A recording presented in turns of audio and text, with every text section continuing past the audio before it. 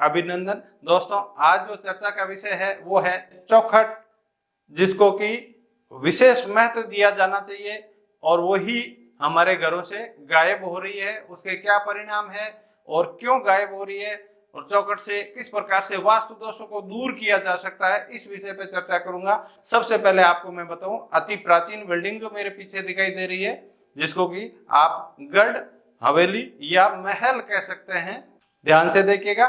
दूसरी बिल्डिंग अति आधुनिक बिल्डिंग है, जिसको अपन लेटेस्ट बिल्डिंग कहते हैं। इसमें सब कुछ सुंदरता बनाए रखी है, लेकिन चौखट गायब है। तो इन दोनों का परिणाम क्या है? इस बिल्डिंग में चौखट है और इस बिल्डिंग में चौखट नहीं है। दहलीज के विषय में चर्चा कर रहा हूं। सबसे पहले आपको यह बता दूं कि हर घर में दहलीज होनी चाहिए। दहलीज यानी कि देहरी या चौखट। तो मैं आपको इस बिल्डिंग की चौखट या मुख्य द्वार बताने जा रहा हूं। आप देखिए, 1 2 3 और जो नीचे का पार्ट वो 4, यानी कि चौखट, 4 खट, 1 2 3 और 4। इस बिल्डिंग को ध्यान से देखेंगे, 1 2 और 3 चौखट है ही नहीं।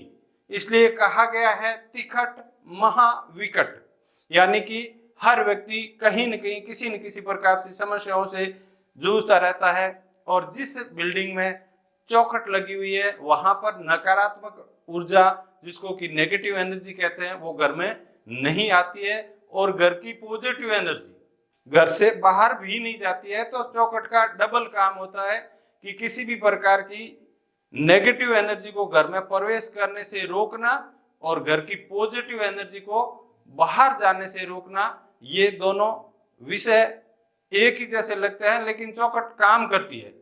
अब आपको बता दूंगी चौखट होनी किसकी चाहिए, कौन सी लकड़ी की, कौन सी धातु की होनी चाहिए। धातु में अगर आप अफोर्ड करते हैं तो सोने की भी हो सकती है, चांदी की भी हो सकती है, पीतल की भी हो सकती है, तांबे के भी हो सकती है, या मिक्स धातु की भी हो सकती है। और चौखट लगानी चाहिए। नहीं तो जो फलदार वृक्ष होते हैं उन वृक्ष की लकड़ी, जैसे आम, कदम, अशोक, हालांकि अशोक फलदार नहीं है, लेकिन उसकी भी एनर्जी का जो लेवल है वो बहुत अप होता है, इसलिए उसकी लकड़ी भी काम में ली जा सकती है।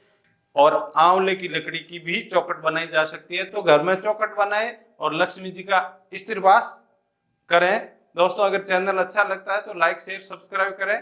जय माता दी, धन्यवाद।